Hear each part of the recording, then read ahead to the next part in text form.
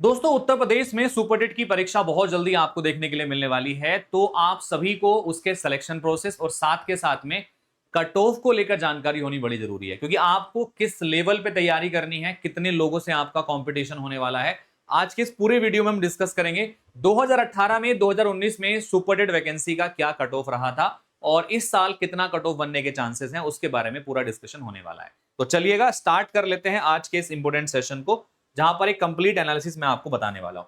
देखो, अगर हम बात करते हैं 2018 की, तो 2018 में आपके पास में 68,500 पदों पर यह भर्ती निकाली गई थी, जिसमें अभ्यर्थी केवल 1.25 लाख थे और इन अभ्यर्थियों में से उत्तीर्ण हुए थे 41,556। ठीक है, तो यानी कि बहुत सारी सीटें जो है इसमें खाली रह गई थी। ठीक है, 26,944 सीटें खाली रह गई थी। क्वालिफाई करने वाले उम्मीदवार जो थे वो कम थे, तो इसमें कट ऑफ का कोई पंगा नहीं रहा था। लेकिन जब मैं 2019 की बात करता हूं, तो 2019 में 69,000 की जो वैकेंसी आई थी, इसमें अप्लाई करने के लगभग 4 गुना उछाल आया था। 4.31 लाख स्टूडेंट बैठे थे, इसमें लगभग 1.46 लाख उत्तीर्ण हुए थे आपके। इसका रीजन था क्योंकि इसमें आपके बीएड को भी शामिल किया गया था। बीएड वालों को शामिल करने की वजह से प्रतियोगिता सीधे 4 गुना बढ़ गई थी, जिसकी वजह से आपको ये सब कुछ देखने के लिए मिला था। अगर मैं बात करता हूं कट ऑफ की कि 2019 की जो आधिकारिक कट ऑफ थी वो कितनी थी, तो जो सामान्य जनरल की कट ऑफ थी वो आपके पास में 66 के लगभग यहां पर रही थी। ठीक है, और ओबीसी की जो थी वो लगभग आपकी 64 के आसपास यहां पर रही थी।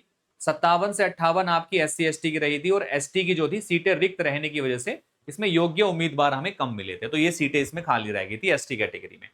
तो ये मेरिट 40% एकेडमिक मेरिट, 60% लिखित परीक्षा सुपरटेट के फॉर्मूले पर आधारित थी आपकी। ठीक है, किस तरीके से आधारित थी मैं पूरा डिटेल आपको समझा देता हूं। जो आपका सिलेक्शन प्रोसेस हुआ करता है 2019 के अकॉर्डिंग अगर मैं आपको बताऊं, तो उसमें 40% आपकी एकेडमिक मेरिट को शामिल किया जाता था, जिसमें हाई स्कूल में 10% नंबर जो आपकी परसेंटेज थी उसका 10%, इंटर के जो नंबर है उसका 10%, ग्रेजुएशन के जो नंबर है उसका 10%, और प्रशिक्षण में जो आपके बीटीसी बीएड में नंबर थे उसका 10%।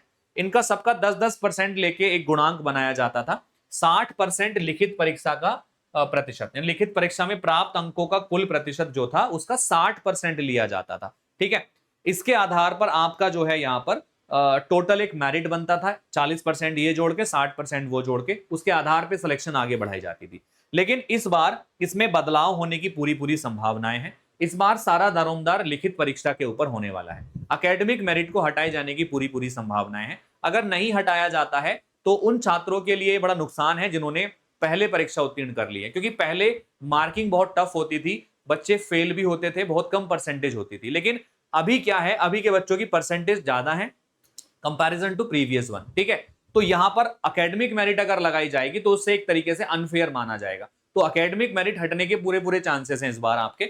अब 2026 में जो है बड़ी भीड़ आपकी एग्जाम में बैठने वाली है। 5 साल बाद परीक्षा है, तो 8 से 10 लाख विद्यार्थी इस परीक्षा को देंगे। एकेडमिक स्कोर अगर बात करूं 2014-15 के बाद में एकेडमिक स्कोर 80 से 90% जो है बहुत अधिक है आपका, जिससे मेरिट में हाई जाने के चांसेस ज्यादा हैं। कठोर प्रतिस्पर्धा है। यूपी टेट की अगर हम बात करें तो लगभग 19 लाख लोगों ने जो है फॉर्म फिल किया था और 17 लाख लोगों ने परीक्षा दी है लगभग आपकी। और तो नए वाले और पुराने वाले सभी लोग कतार में हैं। सीटेट जिन्होंने पास कर रखा है वो भी अभी बैठने वाले हैं परीक्षा के अंदर। तो अभी जो कट ऑफ बनने वाला है वो काफी टफ होने वाला है यहाँ पर। ठीक है, तो अगर मैं बात करता हूं लिखित परीक्षा में आपको 150 में से 120 कम से कम आपको लेके ही आने पड़ेंगे, ये फिक्स है। इतना नंबर लेके आओगे लिखित परीक्षा में तभी आप सफल बन पाओगे। ठीक है, अंतिम चयन के लिए अगर अगर ये गुणांक जोड़ते हैं, अगर मैं एकेडमिक की बात करूं, अगर एकेडमिक गुणांक जोड़ते हैं तो जोड़ने के बाद में 75 प्लस आपका गुणांक होगा, तभी आप सिलेक्शन ले पाएंगे इसमें। ठीक है, तो इसीलिए आपको ध्यान रखना है। तो ये बहुत जरूरी है, क्योंकि इस बार बीएड वाले इसमें नहीं रहेंगे। पीआरटी केवल डीएलएड और बीटीसी वाले ही दे पाएंगे। ठीक है, बीएड वालों को यहां से हटा दिया गया है। बीएड वाले 6 to 8 की परीक्षा में बैठेंगे, जूनियर सुपरटेट में बैठ पाएंगे वो। ठीक है, तो सीधा सा फंडा है भाई, लगभग 80,000 संभावित पद हैं, जिसमें पीआरटी जूनियर टीजीटी पीजीटी को मिलाकर, जिसमें पीआरटी के कुल मिलाए जाएं तो लगभग 55,000 के आसपास ये पद आपके होने वाले हैं। ठीक है, तो 55,000 के आसपास पद होने वाले हैं। और इन पदों पे अगर मैं बात करता हूं तो 8 से 10 लाख लोग परीक्षा देंगे, तो आपके लिए काफी मुश्किल है कट ऑफ में नंबर लाना, इसीलिए अभी से जो प्रिपरेशन करने में लग जाएगा वही इसमें सफल हो पाएगा। ठीक है, तो ये मेरा आज का पूरा एनालिसिस था जो मैंने आपको बताया। अब आपके ऊपर है आप किस तरीके से अपनी तैयारी को आगे बढ़ाते हैं। ठीक है, चलिएगा, बाकी हम आपको एक और चीज बता देते हैं, अगर आप तैयारी कर रहे हैं तो आप हमारे साथ जुड़ के अपनी प्रिपरेशन कर सकते हैं, जिसमें हम आपको यूट्यूब की क्लासेस के थ्रू और पेड क्लासेस के थ्रू तैयारी करा रहे हैं।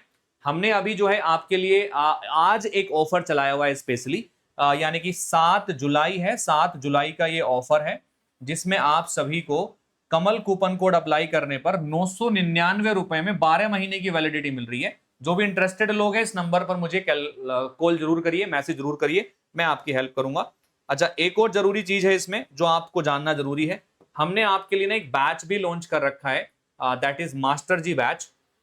इस मास्टर जी बैच में अगर आप हमारे साथ जुड़ेंगे तो आप अपनी प्रिपरेशन को और बेटर यहाँ पे कर पाएंगे। ठीक है, सुपर टेट के लिए स्पेशल बैच है और लगभग 430 के आसपास सीटें फुल हो चुकी हैं, 70 सीटें बची हुई हैं, तो जल्दी कीजिएगा, इस बैच में एडमिशन लेके अपना सिलेक्शन सुनिश्चित कीजिएगा। So all the best and take care, thank you guys and Jai Hind.